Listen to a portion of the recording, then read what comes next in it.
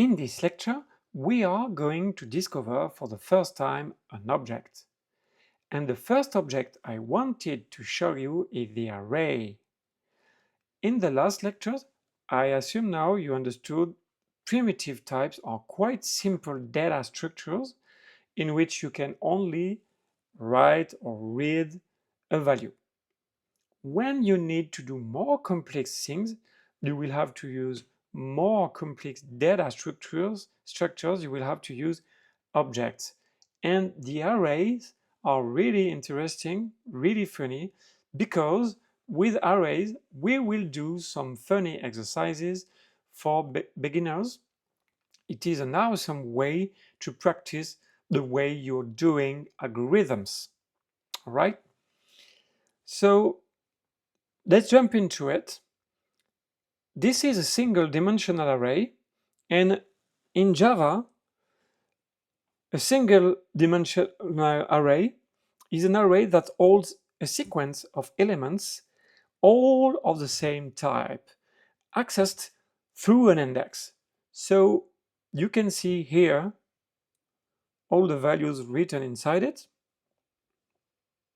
all the elements, and down here you can see the index connected to each spot. Okay. One really important thing to understand is the first index is every time 0. So the indexes are starting with 0, and we can do small array like I did in this example, but obviously we will do bigger arrays later on. Okay. So we could do array with int, as I'm showing you in this example. We could do it with char, with strings, with float, with double, etc.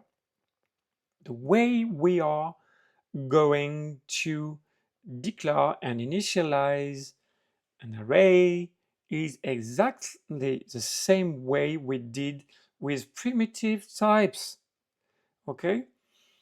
In the left part of the expression, we are saying to the compiler the type of our variable. When we were declaring simple int, we were saying int x equal. So int was a type. In this case, this is the same. We are saying we are instantiating an object of type int array. Okay?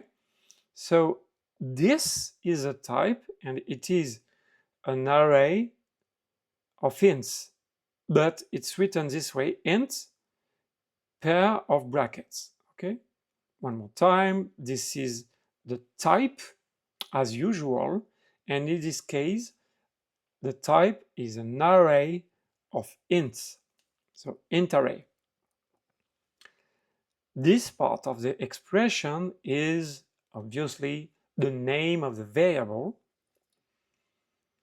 Equal, so at this point we are doing the initialization, and to initialize an array with value inside it immediately at the initialization, we got to write a pair of curly braces, and inside it the values separated with commas. All right, so this way I'm declaring an int array, calling it r, writing inside it 8, 3, 4, 6, 2.